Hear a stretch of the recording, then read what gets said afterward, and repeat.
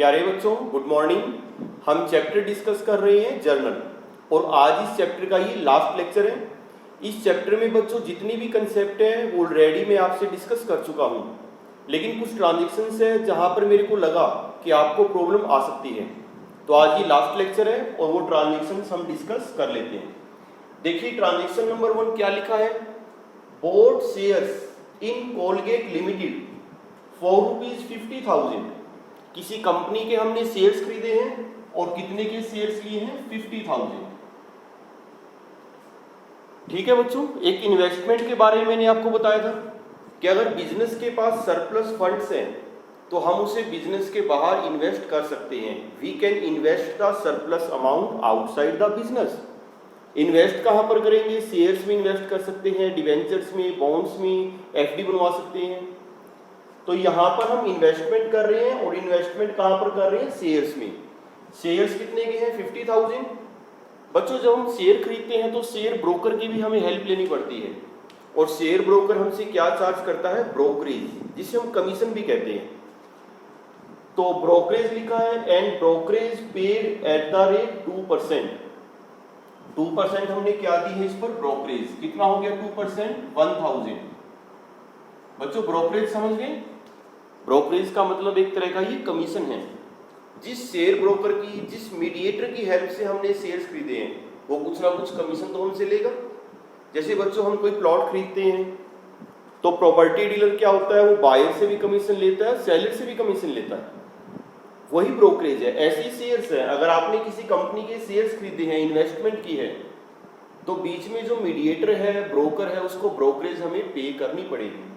तो बच्चों शेयर्स 50,000 हमने शेयर्स खरीदे हैं, 1,000 की ब्रोकरेज पे की है, टोटल पेमेंट कितनी की है, 51,000।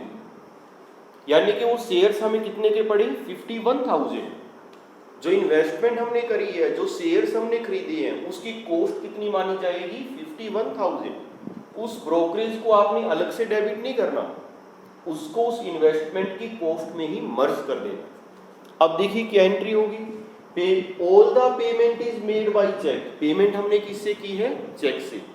किस किस अकाउंट पर इफेक्ट पड़ेगा, इन्वेस्टमेंट अकाउंट और बैंक अकाउंट। चलो पहले इन्वेस्टमेंट अकाउंट की बात करते हैं। बच्चों इस अकाउंट की नेचर क्या है, as per American approach asset है, और जो दूसरा है चलो बैंक अकाउंट, इसकी बात भी कर लेते हैं। इसकी नेचर भी क्या है, ये भी एसेट है। अब यहां पर देखिए एक एसेट इंक्रीज हो रही है, दूसरी एसेट डिक्रीज हो रही है। इन्वेस्टमेंट अकाउंट को क्या करेंगे, डेबिट, एसेट बढ़ रही है। बैंक अकाउंट को क्या करेंगे, क्रेडिट, एसेट कम हो रही है। जर्नल एंट्री क्या होगी, इन्वेस्टमेंट अकाउंट डेबिट, कितने से, 51,000। समझ रहे हो बच्चों, ब्रोकरेज को आपने उसकी कॉस्ट में ही ऐड कर देना है कि जी हमें तो 51,000 के पड़े। To bank account how much, 51,000। ये लीजिए। देखो बच्चों फर्स्ट पॉइंट क्लियर हुआ है नहीं, आगे चलें। पॉइंट नंबर 2 रीड करिए क्या लिखा है। सेकंड पॉइंट है, paid income tax by cheque. Income tax paid ₹80,000 by cheque. देखो बच्चों इनकम टैक्स पे किया है, चेक से पे किया है, तो क्रेडिट तो हम किसे करेंगे, बैंक अकाउंट को। To bank account how much, 80,000। We know very well, whenever any payment is made by cheque, bank account is credited. अब डेबिट किसे करें बच्चों, एक ध्यान रखना है कि इनकम टैक्स अकाउंट को डेबिट नहीं करना, because in case of sole proprietorship income tax is not treated as a business expense. In case of sole proprietorship, income tax is not treated as a business expense. It is treated as personal expense of the proprietor. ये proprietor का, owner का personal expense माना जाता है।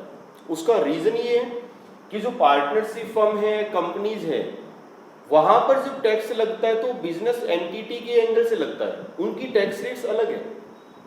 लेकिन जो sole proprietorship है उसके लिए कोई अलग से टैक्स रेट नहीं है। कोई सोल प्रोप्राइटर अपनी दुकान से जो कमाएगा उसके लिए कोई अलग से टैक्स रेट नहीं है, जैसे पार्टनरशिप फर्म और कंपनीज के लिए।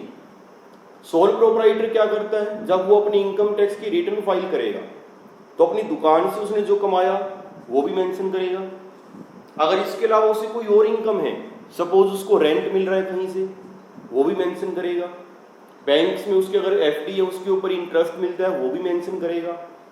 वो सारी इनकम्स अपनी मेंशन करेगा इनकम टैक्स रिटर्न में कि इनकम फ्रॉम बिजनेस इतनी है, इनकम फ्रॉम रेंट इतनी है, इनकम फ्रॉम इंटरेस्ट इतनी है, और उसके ऊपर फिर वो इनकम टैक्स पे करता है। सोल प्रोप्राइटर पर इनकम टैक्स की वही रेट है जो एक आम आदमी पर है, उसके लिए कोई अलग से बिजनेस वाली रेट्स नहीं है, जैसे पार्टनरशिप और फर्म और कंपनी में होता है, वहां पर अलग टैक्स रेट्स हैं। फिर बता रहा हूं बच्चों, सोल प्रोप्राइटरशिप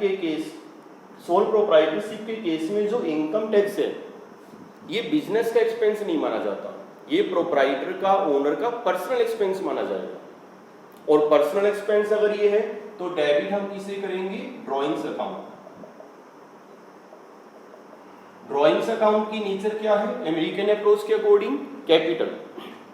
ड्रॉइंग्स अकाउंट को डेबिट क्यों किया, बिकॉज कैपिटल इज रिड्यूस। अगर बिजनेस में से पर्सनल पर्पस के लिए हम कुछ विड्रॉ करते हैं तो उससे कैपिटल कम हो जाएगी, that's why drawings account is debited.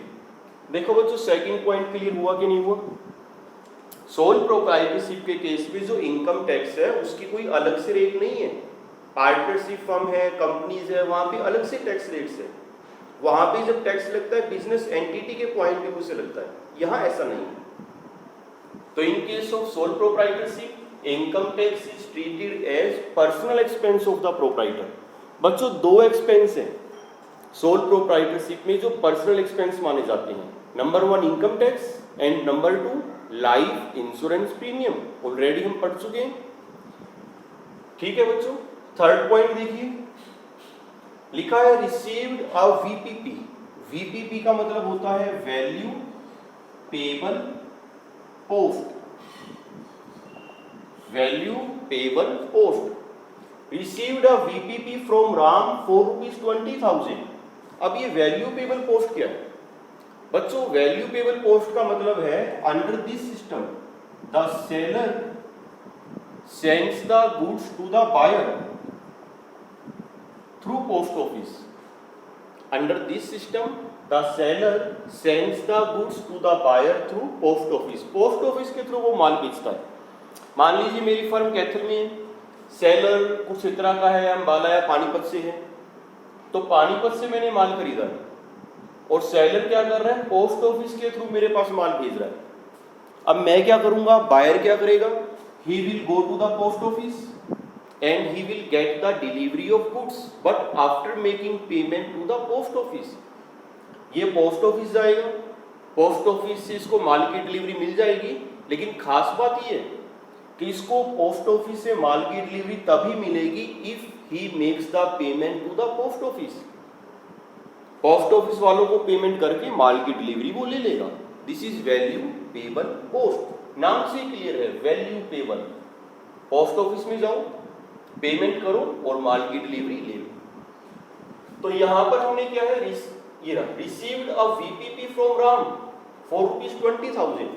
इसका मतलब राम से हमने माल खरीदा है, गुड्स खरीदी है, कितने रुपए की, 20,000 की। और क्योंकि वीपीपी है तो वीपीपी में तो कैश परचेज ही होती है, क्रेडिट परचेज तो नहीं होती।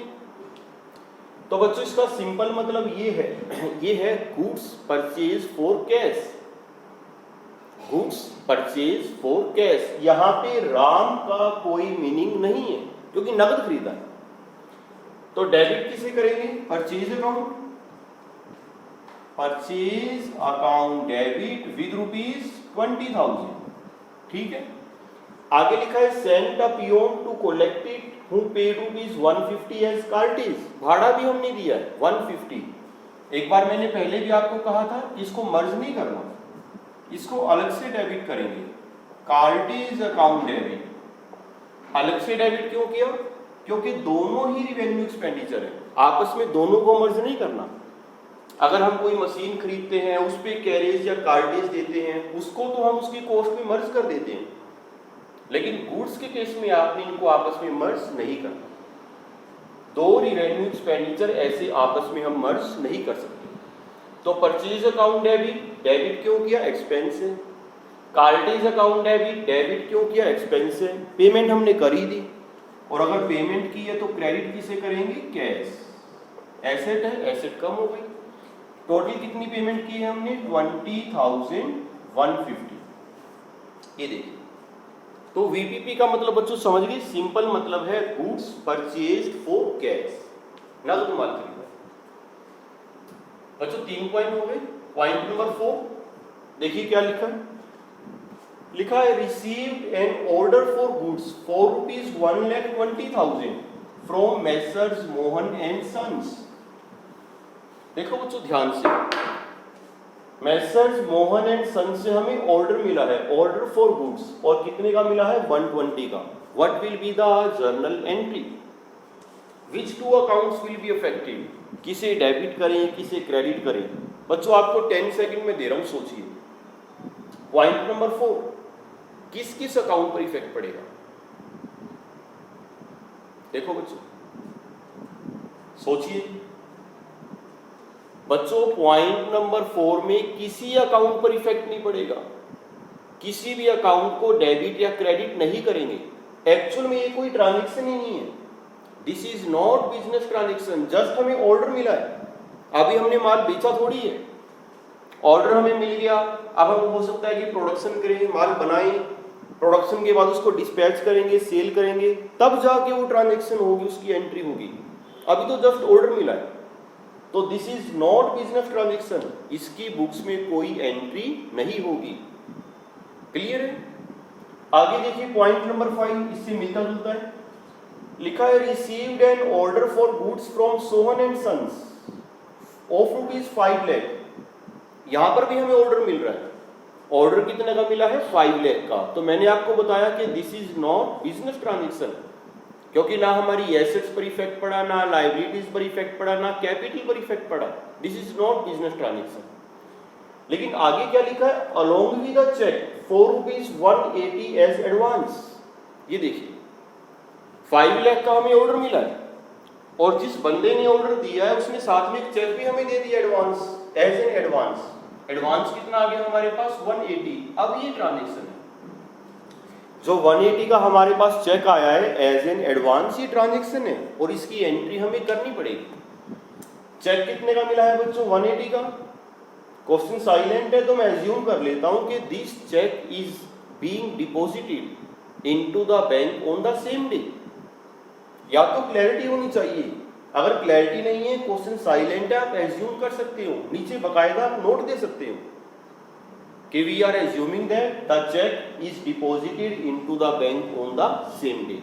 तो डेबिट किसे करेंगे, bank account, bank account debit. कितने का चेक मिला है, 180। देखो बच्चों, बैंक अकाउंट नेचर क्या है, अमेरिकन अप्रोच, एसेट।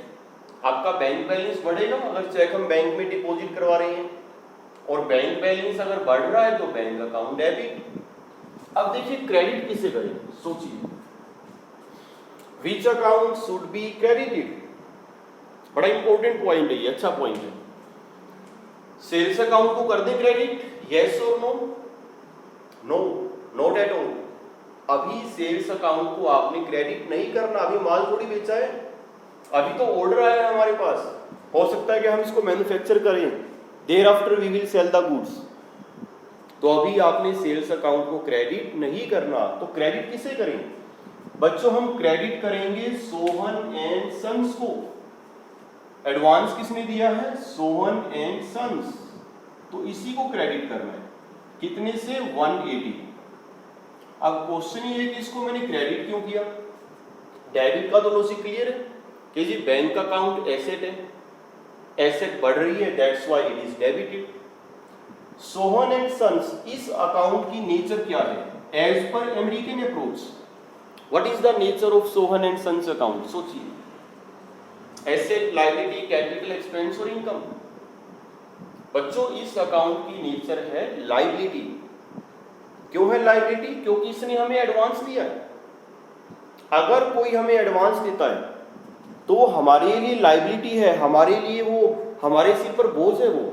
जब तक हम उसको बदले में गुड्स या सर्विस प्रोवाइड नहीं करते। एडवांस हमने ले लिया, अपने पास रख लिया, और बदले में हमने उसे कुछ प्रोवाइड करा ही नहीं अभी तक। तो अगर हमारे पास कहीं से एडवांस आता है तो जब तक हम उसे गुड्स या सर्विस प्रोवाइड नहीं करेंगे तब तक वो हमारे सिर के ऊपर बोझ है, लायबिलिटी है। तो इस अकाउंट को मैंने क्रेडिट क्यों किया है? क्योंकि लायबिलिटी है, लायबिलिटी बढ़ रही है। एक तरफ हमारी एसेट बढ़ रही है, बैंक अकाउंट डेबिट, लेकिन एक तरफ हमारी लायबिलिटी भी बढ़ रही है, टू सोहन एंड सन्स। देखो बच्चों, क्लियर हुआ कि नहीं? आगे चलते हैं। पॉइंट नंबर 6 लिखा है placed order for goods with messrs Kohli and sons of ₹2,50,000। अब हम ऑर्डर दे रहे हैं, ये पॉइंट ऊपर वाले पॉइंट से अपोजिट है। अभी तक तो हमें ऑर्डर मिल रहा था, अब हम ऑर्डर दे रहे हैं। मेसर्स कोहली एंड सन्स ये सप्लायर है, और ऑर्डर हमने कितने का दिया है? 250 का। बच्चों अगर यहां तक मैं रीड करूं तो this is not business transaction, इसकी कोई एंट्री नहीं होगी। हमें ऑर्डर मिलता है, हम किसी को ऑर्डर देते हैं, एक्चुअल में ये ट्रांजेक्शन ही नहीं है, क्योंकि ना एसेट्स पर इफेक्ट पड़ रहा है, ना लायबिलिटी पर, ना कैपिटल पर, इसकी कोई एंट्री नहीं होगी। लेकिन आगे क्या लिखा है? Paid them ₹1 lakh by cheque in advance. हमने ऑर्डर के साथ एक चेक भी दे दिया एडवांस में। कई बार हम किसी को ऑर्डर देते हैं तो थोड़ा एडवांस भी देना पड़ता है। एडवांस आपने कितना दिया? 1 लाख, वो भी चेक से। देखिए क्या एंट्री होगी। Which account is to be credited? Credit किसे करेंगे बच्चों? Bank account. पता ही है हमें, चेक से पेमेंट की है, बैंक बैलेंस कम हो जाएगा। और कितने का है चेक? 1 लाख। अब इंपॉर्टेंट बात है कि डेबिट किसे करें? परचेज अकाउंट को करें बच्चों debit? No, not at all. Purchase account को डेबिट नहीं करना। अभी गुड्स थोड़ी खरीदी है, अभी तो हमने ऑर्डर दिया है, क्या पता अगले ने माल मैन्युफैक्चर भी ना किया हो अभी तक। तो अभी आपने परचेज अकाउंट को डेबिट नहीं करना, because goods are not purchase. अभी तक नहीं खरीदी, आगे खरीदेंगे तब देखेंगे, अभी तो जस्ट ऑर्डर दिया है। डेबिट किसे करेंगे? एडवांस हमने किसको दिया है? Messrs Kohli and sons. मैं डेबिट करूंगा मेसर्स कोहली एंड सन्स को। कितने से? 1 लाख। अब देखिए इसको डेबिट क्यों करें? लॉजिक। इस अकाउंट की नेचर क्या है? American approach, asset. एसेट है बच्चों ये। अगर हमने किसी को एडवांस दिया है तो वो हमारे लिए एसेट है, जब तक हमें बदले में गुड्स या सर्विस नहीं मिल जाती। जो 1 लाख की हमने एडवांस पेमेंट करी है, इसके बदले में हमें गुड्स मिलेगी, माल मिलेगा। तो जब तक बदले में हमारे पास गुड्स नहीं आती तब तक ये क्या? एसेट ही है। देखो ये भी एसेट है, और ये जो बैंक अकाउंट है ये भी एसेट है। एक एसेट बढ़ रही है और एक एसेट कम हो रही है। तो messrs Kohli and sons debit to bank account. देखो बच्चों, पॉइंट नंबर 5 और पॉइंट नंबर 6 क्लियर हुए कि नहीं? तीनों पॉइंट अच्छे थे, 4, 5, 6। अगर हम किसी को एडवांस देते हैं हमारे लिए एसेट, और किसी से अगर हमने एडवांस लिया है तो हमारे लिए वो क्या है? लायबिलिटी। तो ये था बच्चों आज का टॉपिक। ये कुछ ट्रांजेक्शंस मुझे लगी कि इसमें आपको प्रॉब्लम आ सकती है, तो आई थिंक आपको ये पॉइंट्स क्लियर हो गए होंगे, अच्छे पॉइंट्स हैं। तो बच्चों ये जर्नल का आज लास्ट लेक्चर है, जर्नल चैप्टर इज ओवर। अब कुछ बच्चों की रिक्वेस्ट भी मेरे पास आई है कि अभी उनके स्कूल्स में यूनिट टेस्ट स्टार्ट होने जा रहे हैं, तो कुछ टाइम के लिए बच्चों में ब्रेक लगा रहा हूँ। अब आज 30 जून है, 1 जुलाई से लेके 7 जुलाई तक, 1 जुलाई से लेकर 7 जुलाई तक अब मैं कोई वीडियो अपलोड नहीं करूँगा। Next video, next lecture will be uploaded on 8 जुलाई। और 8 जुलाई को बच्चों हम नया चैप्टर शुरू करेंगे, और नया चैप्टर, अगला चैप्टर कौन सा है? GST, goods and services tax. तो इस चैप्टर की आप प्रैक्टिस करते रहना बच्चों जर्नल की। कहीं प्रॉब्लम आती है, डाउट है, आप मुझे कॉल कर सकते हो, व्हाट्सएप कर सकते हो, नो प्रॉब्लम।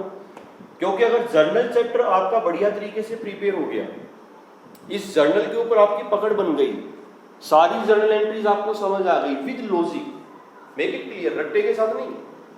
अगर सभी एंट्रीज आपको आती है, सभी के लॉजिक्स आपको पता है, तो आगे जितने भी चैप्टर हमने अकाउंटेंसी में पढ़नी है, कहीं आपको कोई डिफिकल्टी नहीं आएगी। ये बेस है अकाउंटेंसी। तो बच्चों प्रैक्टिस आपने जरूर करनी है, ठीक है। Thank you very much.